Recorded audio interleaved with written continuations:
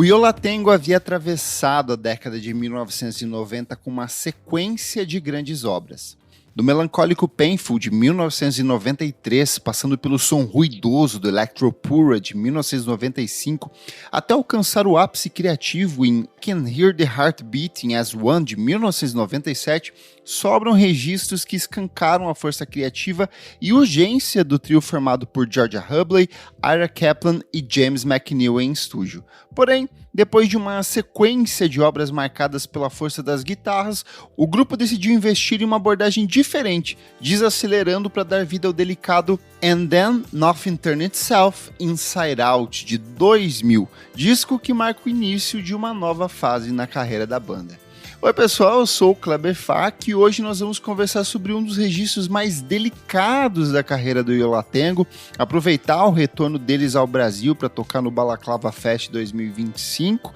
Vale lembrar que nós já temos outra edição do Clássicos VFSM, em que eu e a Ellie do Eliminadorzinho conversamos sobre I Can Hear the Heart Beating as One, além de contar um pouco da história do grupo. Então, se você quer saber mais sobre o Yo La Tengo, só procurar aí, foi a edição número 55 do Clássicos VFSM. Mas agora nós vamos para outro universo do grupo de Hoboken, porque no início dos anos 2000 a banda decidiu desacelerar, e para participar dessa conversa trago aqui um fanzaço do Yo La Tengo, Renan Guerra. Queria entender um pouco dessa sua relação, desse trio de Nova Jersey, como que você conheceu, como que você se apaixonou por eles, que eu sei que você gosta bastante. Olá pessoal, eu lembro de ver o Yo La Tengo pela primeira vez quando a MTV tinha um programa à tarde, que era tipo uma série de clipes, só que era sempre assim, cada artista eles passavam 3 clipes, cada bloco era 3 clipes. Isso durava tipo, sei lá, da 1 da tarde até tipo 3 da tarde, 4 da tarde. Era um programa um pouco mais longo, porque cada bloco durava a quantidade o tempo da música ali, né, do artista, porque às vezes, sei lá, eles metiam o Michael Jackson, aí o artista, 3 clipes do Michael Jackson dava meia hora. Enorme. Mas eu lembro de ver 3 clipes dos anos 90 do Yo La Tengo, e eu lembro que eu achei muito esquisito, porque parecia uma coisa meio monocórdica, assim, meio tipo, parecia sempre a mesma coisa que você tava ouvindo, e aí eu não entendi muito o que era aquilo, mas eu lembro que eu adorei tanto aquele nome Yo La Tengo, e eu fiquei com aquilo na cabeça, assim. E aí depois, em repetidas vezes, posteriormente eles lançaram o Popular Songs, e aí isso tocava também muito na MTV, e eu lembro de passar a ouvir com mais atenção. E aí foi uma fase também de retorno a esse passado deles, que eu fui descobrindo essas multiplicidades do Yo La Tengo, já que a banda tem muitos anos de carreira e uma discografia muito extensa e muito diversa. E aí eu acho que tem esses highlights, que são os momentos que eu mais me apaixono pela banda, como é o caso desse disco. Nossa, total. Você falou do Popular Songs, também é um disco que eu ouvi muito em 2009, quando saiu. Fui pela capa. Eu não lembro exatamente o que eu falei no programa de quando eu ouvi pela primeira vez, mas em específico esse disco que a gente vai comentar hoje, eu lembro muito de uma lista do Alexandre Matias no Trabalho Sujo, que ele colocou os melhores discos dos anos 2000, na opinião dele, e esse disco tava lá na listinha dele. Eu lembro que eu fiquei muito fascinado pela capa, que a gente vai comentar daqui a pouco também, mas de fato tem várias, é uma discografia muito extensa, com obras que são, tipo, tem esses highlights aí. Mas olha, após o reconhecimento crítico de I Can Hear the Heart Beating as One, em 1997, o Yo La Tengo se consolidou como uma das bandas mais versáteis e respeitadas do indie rock norte-americano. E entre 1998 e 1999, o trio, formado ali pelo Ira Kaplan, a Georgia Hubley e o James McNeil, embarcou em longas turnês, mas também explorou trilhas sonoras, como The Sounds of Science, de 2002, além de sessões de rádio, notavelmente para WFMU. E esse clima introspectivo do And Nothing Turned Itself reflete justamente essa exaustão da turnê, esse amadurecimento da banda e o desejo de gravar algo mais íntimo e atmosférico.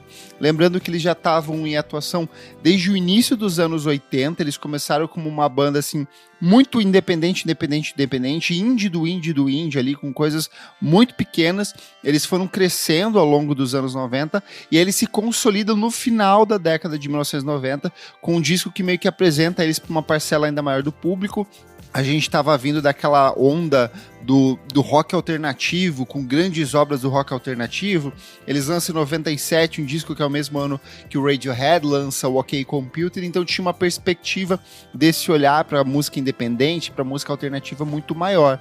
E aí eles estavam cansados, estavam exaustos, e eles pensaram, por que não seguir nessa toada da exaustão e transportar isso para dentro do disco?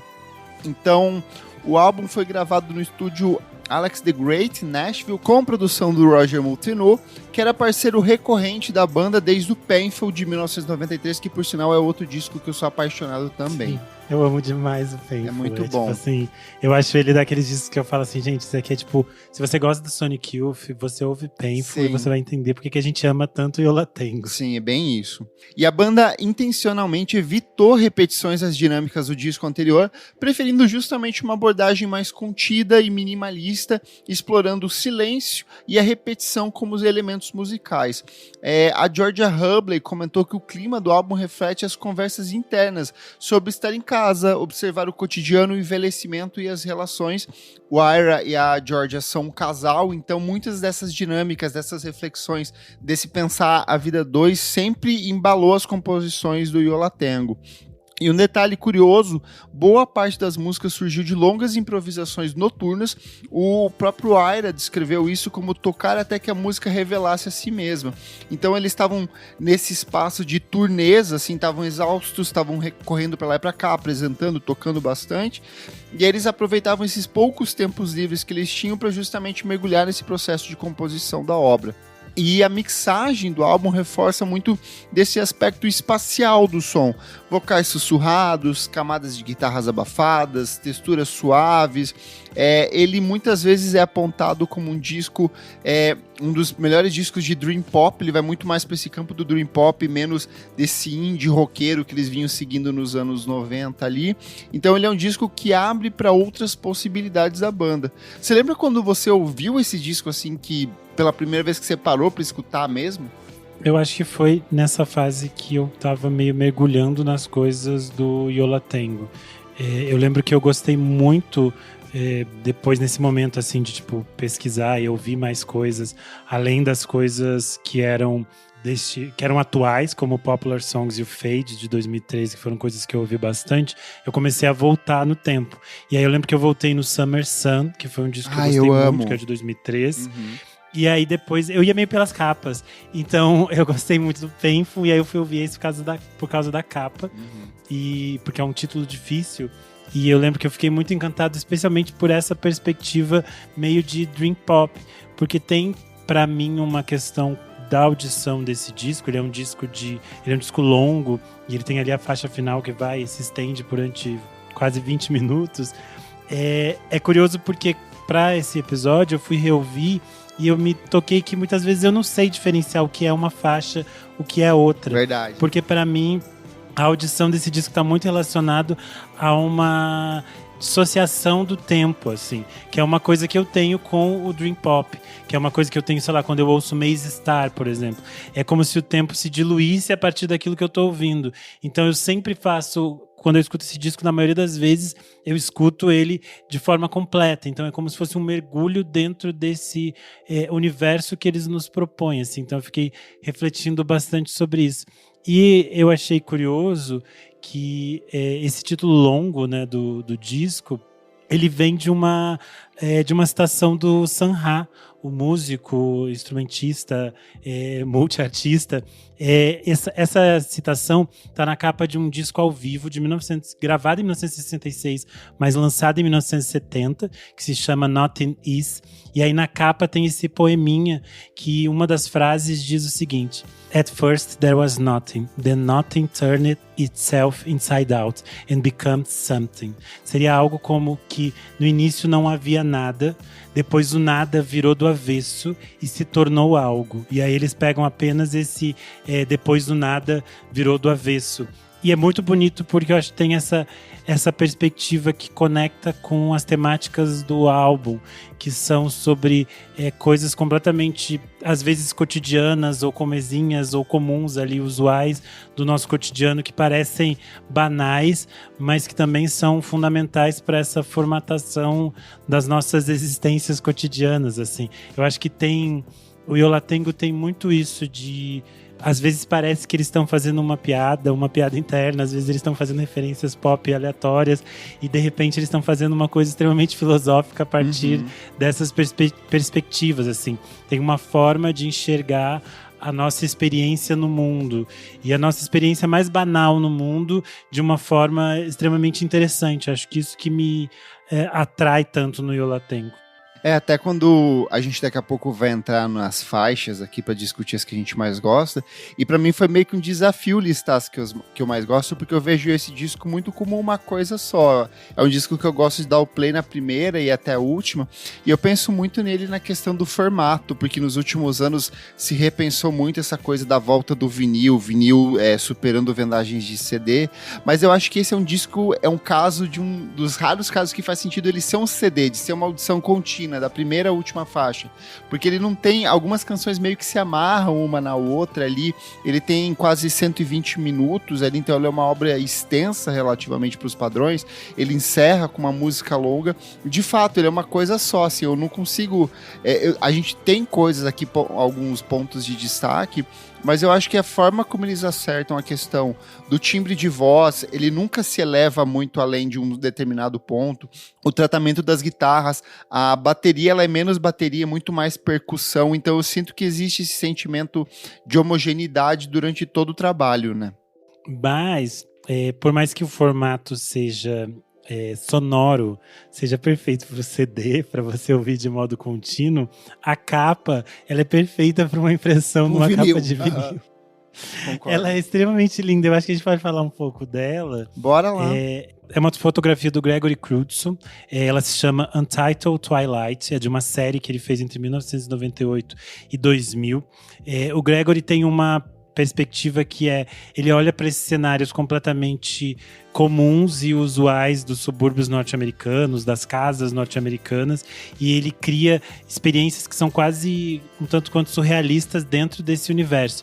É meio como se fosse... Algumas têm uma plasticidade que me lembram, por exemplo, as pinturas do Edward Hopper, mas a partir de uma perspectiva surrealista. E aí é curioso porque as fotos parecem extremamente simples, mas na prática ele monta e define todos esses cenários. Então quando a gente vê a capa do disco do Yo La Tengo, você pensa assim, é uma rua qualquer de um subúrbio norte-americano. Mas, na verdade, ele escolheu que essas duas casas fossem duas casas verdes, uma do lado da outra. E aí ele escolhe todos esses carros que aparecem ali nos cantinhos. E se você vê ela grande, por isso que eu falei que ela é interessante ser impressa no vinil, tem um monte de latinhas e de lixo na frente da casa, como se tivesse tido uma festa. Tem um cooler vermelho, tem uma bicicleta de uma criança que foi buscar, parece que, mais bebida em algum lugar. Uma criança, um adolescente foi buscar mais bebida. E esse adolescente que está com a sacola na mão, tem uma luz sobre ele, que é como se fosse essa coisa que tem a ver com o tal do Twilight, que é esse mistério, alguma coisa fora da realidade comum que está inserida naquele universo. E é uma marca das fotografias dele. E eu acho muito interessante porque tem um pouco a ver com essa coisa de ser uma coisa extremamente comum, um cenário que parece cotidiano, mas ele é olhado por uma lente meticulosa e distinta e diferente e por outras sensorialidades. Eu acho que tem muito a ver com o que a gente falou do David da Lynch? lírica do Yo La Tengo. Não, do próprio Yo La Tengo, que é tipo de pegar coisas completamente comuns e aí tem uma coisa maluca. Mas o trabalho do Gregory tem a ver com o David Lynch, porque ele cita várias referências cinematográficas como referências fundamentais para ele, como o próprio Steven Spielberg. Então essa série do Twilight tem muito a ver com os filmes de ETs do Steven Spielberg, tipo Contatos Imediatos de Terceiro Grau e outras coisas. Você falou pra mim, ele grita muito David Lynch, tanto nessa estética da capa e das outras fotografias. Recomendo muito, gente, que vocês pesquisem essa série de fotografias dele. Mas musicalmente também lembra muito David Lynch, por ser essa coisa do Dream Pop, tem alguns acenos pra música pop dos anos 50, 60, tem essa atmosfera soturna. Então eu vejo muito como se fosse, sei lá, ambientado no universo de Twin Peaks. Eu sinto esse disco tocando no universo de Twin Peaks também, assim. Eu acho que tem a ver com uma perspectiva que eu fiquei pensando que esse é um disco muito de virada do século. E nos anos 90 a gente tinha uma experiência que muitos artistas refletiram, que era esse olhar sobre a vida um tanto quanto desacreditado, meio desiludido. Então havia um certo desânimo nos anos 90. E toda vez que a gente vê coisas que falam sobre a juventude dos anos 90, existe essa sensação de um certo vazio. É meio aquele universo slacker do o Richard Linklater. Sim. Tipo aquelas coisas sim. meio perdidas, meio tipo, você não sabe meio o que você está fazendo. Tem uma coisa uma energia específica de certo desilusão com o sonho americano. Eu acho que isso é muito interessante. E aí essa falsa sensação de tentar manter esse sonho, que é uma coisa que tem no trabalho do Gregory, que eu acho que tem nesse universo do David Lynch, porque conversa com esse passado de glórias dos Estados Unidos, do American Way of Life, e como a gente lida com isso posteriormente. E no caso do Yo La Tengo, tem com essa questão deles serem, por mais que eles sejam artistas, eles têm uma vida completamente comum e banal. Eles não têm uma vida de grandes estrelas. Eles têm uma vida de alguém que faz discos, faz turnês, mas volta para sua casa no subúrbio e tem uma vida familiar e tem uma vida cotidiana. Eu acho que essa experiência gera um outro tipo de arte, que é completamente distinto de quando a gente pensa em artistas que ficam muito grandiosos, que eu acho que foi uma questão que o próprio Sonic Youth enfrentou nos anos 2000 ali, quando eles ficaram muito além de ser uma banda indie tendo uma vida normal, porque você se distancia de alguns temas que são importantes para o seu ouvinte. Eu acho que tem uma relação natural. Eu não consigo estar completamente conectado com certas questões que, sei lá, a Beyoncé ou a Taylor Swift estão lidando, porque elas vivem num mundo paralelo, não é um mundo real das pessoas comuns, normais. E eu acho que o Yo La Tengo é tipo assim, eles são extremamente comuns, é como se eu pudesse encontrar eles na feira do meu bairro.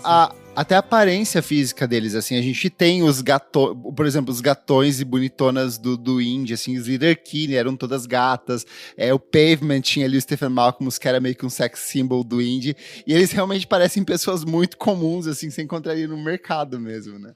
Eu acho que isso cria uma relação que é muito interessante de você olhar para essas letras e para essa perspectiva sonora de um outro modo. E é muito interessante que eles transformam a experiência mais comum e cotidiana deles nas músicas mais esquisitas possíveis, porque elas parecem num primeiro momento simples e repetitivas, mas você vai descobrindo o microcosmos, o micro-universo de cada uma delas, com seus barulhos, com as suas distorções, com os seus desenvolvimentos, com os seus detalhes. E eu acho que nesse disco especificamente que a gente está falando aqui, ele tem esse caráter ainda mais exacerbado por ter essas conexões com o Dream Pop e por ter aquilo que você falou no início, que é uma construção criativa que parte dessa experimentação de ir quase que esgarçando a canção ao máximo, para tentar tirar dela o que fosse interessante. O essencial. E isso cria também essa ambientação, que eu acho que a canção nos suga para algum espaço. Eu acho que por isso que eu falei antes dessa dissociação de tempo, assim, porque são canções que nos transportam para esse micro-universo suburbano, cotidiano comum aqui do Yo La Tengo. USAA knows dynamic duos can save the day, like superheroes and sidekicks, or auto and home insurance. With USAA, you can bundle your auto and home and save up to 10%.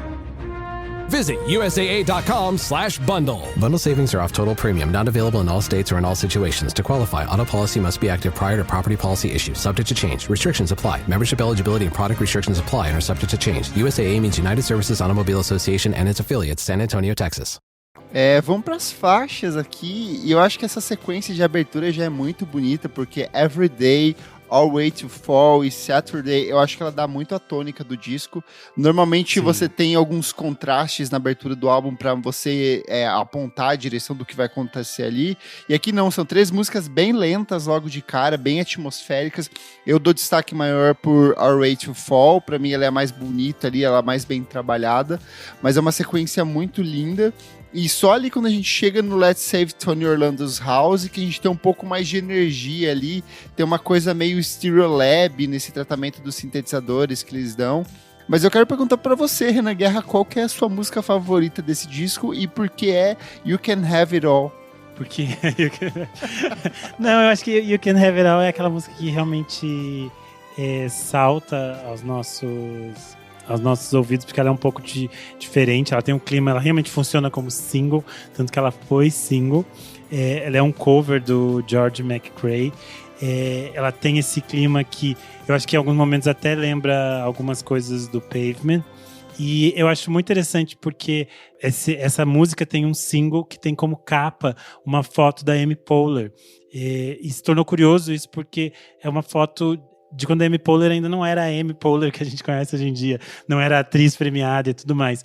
E ela contou no Jimmy Kimmel que essa foto especificamente é de um sketch de comédia que ela fazia com o grupo dela, que se chamava Spaghetti Jesus, que a premissa desse sketch era que a face de Jesus era encontrada num prato de espaguete, só que alguém comia esses pratos de espaguete. E curiosamente, o Yo La Tengo gostou da imagem dela com a cara suja de espaguete, do espaguete cristão, e decidiu colocar na capa do disco. Ela não sabe explicar muito bem, mas eles gostaram e é uma capa que funcionou. E curiosamente, depois o Yo La Tengo aparece em um episódio do Parks and Recreation, sim, que é a série da Amy Poehler. E eles aparecem no episódio final da 6ª temporada, que é um episódio que tem várias bandas indies, como Decemberists. Que eles cantam Bye Bye e o Sebastian, né? Com o Jeff Tweedy e com a galera toda no parque. É maravilhoso esse episódio. E aí alguém tweetou quando o Balaclava anunciou o show do Yo La Tengo, alguém tweetou: nós vamos ter este ano no Brasil 2 integrantes da banda do Parks and Recreation, que era o Yo La Tengo e o Jeff Tweedy, que veio com o Wilco pro C6 Fest. O Yo La Tengo tem uma longa tradição de clipes e relações com humoristas norte-americanos, inclusive no álbum anterior, né, que a gente comentou, o Sugar Cube, que é uma das principais músicas, ela tem o Bob Odenkirk como das estrelas do vídeo ali. Então eles sempre tiveram essa relação e eles sempre foram uma banda muito querida desses humoristas do Saturday Night Live e de outros humoristas norte-americanos também. Eu acho que tem a ver com a questão que a gente estava falando de que eles têm esse bom humor e alguma coisa curiosa, que é isso que eu falei, eles parecem que às vezes estão fazendo piadas de umas coisas aleatórias. Tanto que se você vê a faixa Let's Save Tony Orlando's House, ela é uma faixa que é derivada de um episódio dos Simpsons que eles gostavam muito, que se chama Marge on the Land, em que um personagem da série, o Troy McClure, que é o ator... O Arnold Schwarzenegger, né? Isso, ele tá fazendo uma espécie de teleton ali, né, que é esse tipo de programa que as pessoas fazem doações, e parte desse episódio que eles acabam desenvolvendo a construção dessa faixa. E aí, da mesma forma que se você pensar que tem essas referências extremamente pop, eles têm, por exemplo, em The Crying of Lot G, uma referência à novela The Crying of Lot 49, do Thomas Pynchon, que é um autor super difícil, cabeçudo, que foi adaptado pelo Paul Thomas Anderson no cinema. Mas é um autor dificílimo de traduzir. No Brasil tem poucas coisas traduzidas dele, porque é isso, ele é muito esquisito. Ele é o autor de Vice Inerente, que foi adaptado pelo... Nossa, eu odeio esse Paul filme. Thomas Anderson. Eu amo esse filme com a minha menina Joanna Nilsson. É que esse filme você tem que comer 3 cogumelos e daí ele assistir. Muito brisa. Eu assisti Só pra fechar o You Can Have It All, porque eu acho que ela é a canção que mais... É uma das mais tocadas da banda, inclusive, até hoje. Você já viu eles tocando ela ao vivo? Vi alguns vídeos. Eles abrem cantando só no vocal, né? Fazendo um doo-wop, eles fazem uma coreografiazinha, batendo palma, assim. É uma das coisas mais fofas deles. É muito bom, recomendo muito que vocês vejam aí. Mas eu quero citar outras músicas que eu acho muito interessantes. Cherry Chapstick eu acho que é a música mais Yolatengo dos anos 90. Eu acho que ela é mais dissonante do resto do disco. Ela é muito boa, muito enérgica. Ela é completamente, pra mim, um aceno pro que eles fazem ali no I Can Hear the Heart Beating as One, em 97. Pra mim, ela é meio quase uma continuação do Sugar Cubes. Mas eu acho que o disco todo, de maneira geral, ele tem várias canções que são muito bonitas. A gente tem o Tired Hippo, que é uma vinheta instrumental, que leva de novo essas questões dos ruídos, das captações de campo que são presentes no disco inteiro. A faixa de encerramento, ela tem 17 minutos e vira meio que uma marca na carreira do Yolatengo de... Todo disco eles vão ter, sei lá, uma música muito longa no meio de várias faixas curtinhas. Eles têm esses elementos de surf music que volta e meia aparecem dentro do disco e que vão ser ainda mais explícitos no trabalho seguinte que o Renan acabou de mencionar também, que é o Summer Sun, de 2003. Então, assim, eu acho que é um disco muito rico, muito diverso, mas ao mesmo tempo muito hermético, assim, nas soluções dele. Eu gosto bastante de Last Days of Disco. É linda. Eu acho que é uma faixa que tem essa melancolia e tem essa questão que a gente falou bastante dessas temáticas de quase filosóficas mesmo, eu acho, da banda, né? De entender sobre o seu próprio envelhecimento, seu amadurecimento. Porque a gente tá falando aqui de uma banda que eles são senhorzinhos já, né? E eles continuam produzindo suas coisas. Sim. E é aquilo que a gente falou. Acho que tem um esmero e uma questão deles entenderem o seu ofício como ofício mesmo, como trabalho, como uma coisa que eles desenvolvem e que eles estão sempre maquinando em torno daquilo. Eu acho que isso é muito interessante, porque eu acho que o Yolatengo, de novo, aquilo que a gente falou, deles serem extremamente humanos em relação a outros artistas, eles não têm aquela coisa de agora é o momento que vai cair um raio aqui, eu vou criar um novo disco, e daí vai demorar 10 anos para lançar um novo disco, porque depende da minha inspiração. Da minha inspiração. Não é. Para eles é um ofício, é um labor que eles estão ali realmente pesquisando, entendendo, discutindo e construindo a partir disso. Eu acho que isso é uma riqueza cada vez mais rara. Isso acho que vai diminuir cada vez mais no universo que a gente entende que os artistas se entendem cada vez mais como celebridades e cada vez menos como trabalhadores. E eu acho que isso é bastante interessante de se pensar. E eu acho que esse disco tem muito essa perspectiva de entender esse ofício, esse lugar de pesquisa do som, para criar algo que te transporte para além dessas coisas que são tão burocráticas e fechadas do universo cotidiano. Eu acho que isso que me interessa tanto, que é essa perspectiva de você poder ser transportado para um outro tempo, para uma outra experiência, a partir do som deles, que nasce de um trabalho, de uma construção, de uma pesquisa, de uma dedicação, de um investimento de tempo, de talento e de coragem também, eu acho. Eu gosto muito dessa naturalidade, como eles vão da tristeza pro humor, assim, com uma tranquilidade, sem necessariamente parecer contrastante, é sutil. Por exemplo, a gente sai do Tears Are In Your Eyes, que é uma canção mega melancólica, intimista, com a Georgia se expondo emocionalmente ali, e aí cai no Cherry Chapstick, que é mais enérgica, traz esse lado cômico da banda, e aí eles voltam pra essa melancolia no From Black to Blue. Então a forma como eles vão equilibrando isso tudo, e ao mesmo tempo como eles vão construindo uma coisa que é quase uma estufa, assim, uma esfera. Você tem uma atmosfera muito bem definida dentro desse disco, de sonoridade, de escolha de repertório, tudo o que acontece é muito redondinho pra mim. Mas bora lá, porque lançado em fevereiro de 2000 pela Matador Records, o álbum teve um desempenho bastante modesto nas paradas convencionais, mas foi bem sucedido entre o público alternativo. Ele alcançou a posição de número 138 na Billboard 200, o que eu sempre acho fantástico esses números. E ele figurou... Mas eu acho um número, assim, pra eles é tipo... Não, assim, é tipo... gente. É como se fosse a número 1 pra uma Taylor Swift, assim, é uma coisa surreal, assim, é um número muito... É muito grandioso esse número pra eles. Uhum. E ainda mais que a gente pensar, o Yolatengo já é uma banda de nicho específica. Muito nicho. esse não é um disco simples e fácil, que eles têm outros discos que são bem mais acessíveis. É um disco longo, como a gente falou. Ele pede seu tempo, ele pede seu interesse. Enfim, eu acho que é tipo assim, um grande hit, eu considero um hit. Eu também acho.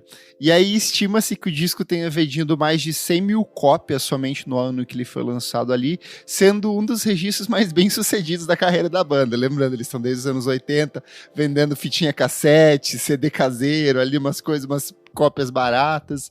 E o single do You Can Have It All teve clipe exibido em canais alternativos e recebeu atenção principalmente nas rádios universitárias. Lembrando que as rádios universitárias eram o grande difusor da música independente nos Estados Unidos, então ele conseguiu circular bastante. Falando um pouco aqui da recepção da crítica, eu separei aqui 3 textos da época. A Pitchfork deu uma nota de 8.4 de 10 e falou que um disco que encontra beleza na contenção, em vez de demonstrar força, o trio opta por sussurrar, e é aí que está o poder. Ele acaba entrando na lista de melhores da década deles também. O AllMusic falou o seguinte: é um dos trabalhos mais consistentes e maduro do Yo La Tengo, abraçando a quietude sem nunca perder a intensidade emocional, enquanto Guardian tratou And Then Nothing soa como se a banda estivesse abandonando o mundo exterior e decidido a viver em uma névoa sonora particular. É sublime. Acho que todos os textos aqui fazem muito sentido aqui. E é interessante porque posteriormente o disco também foi ganhando um respeito muito grande, né?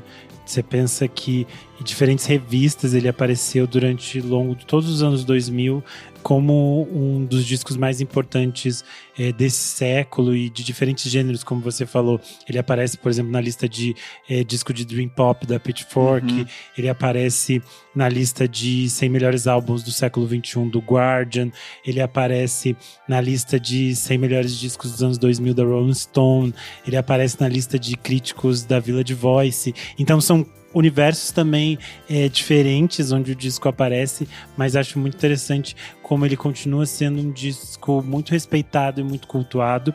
E eu acho que é curioso também, que a gente falou antes, brincou que o Yo La Tengo é uma banda de nicho, mas eu acho que o Yo La Tengo é 100% aquela banda, a banda preferida do seu crítico preferido. Todos os críticos de música gostam dessa banda. O Matias, que você citou aqui, é um dos meus preferidos.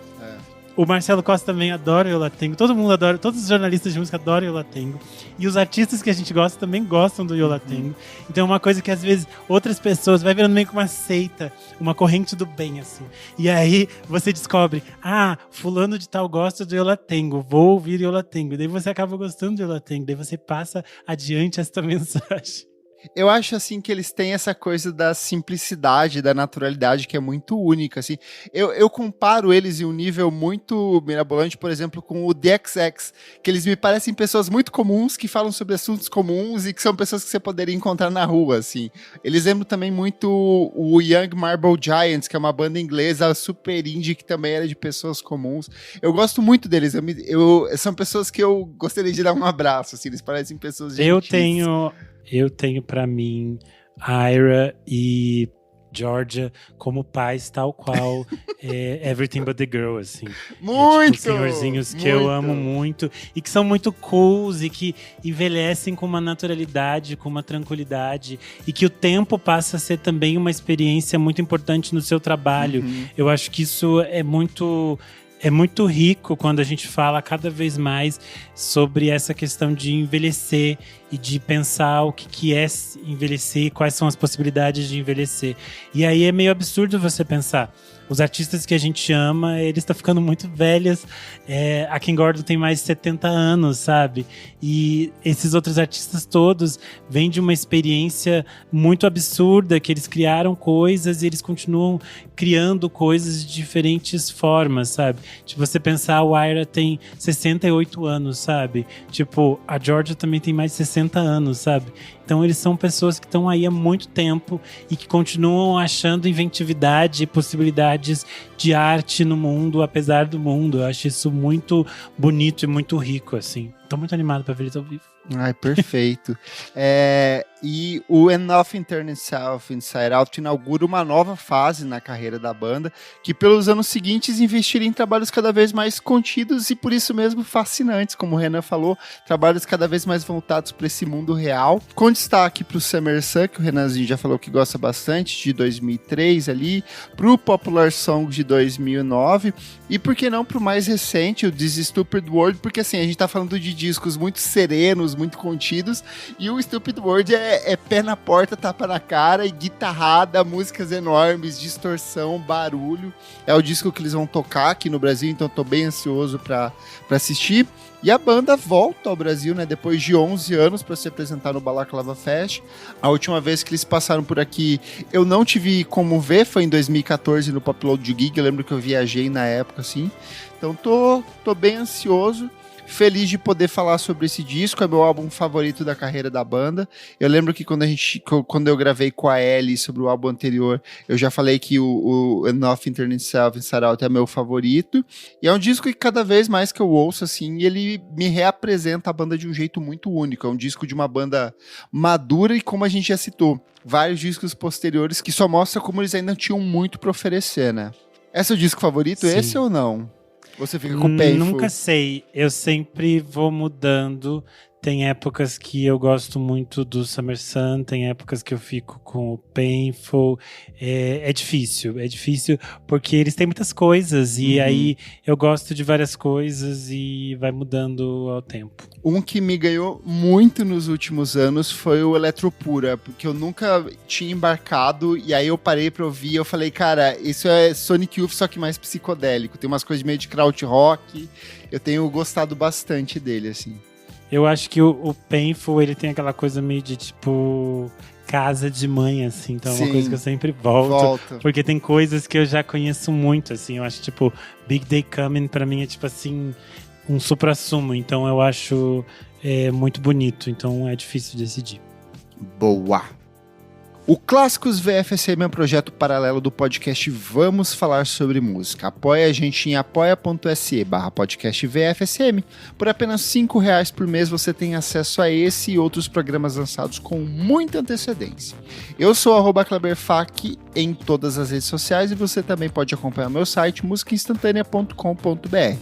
Eu sou _Renan Guerra, você lê meus textos lá no Screen Aniel e também toda sexta-feira na minha newsletter no Substack. Não esquece de seguir a gente em todas as redes sociais, @podcastvfsm, e já aproveita que você está ouvindo aí esse programa e tá com o play na edição número 55 para você ouvir meu papo com a Ellie sobre o álbum I Can Hear the Heart Beating as One de 1997. Até a próxima edição. Tchau, tchau. Tchau.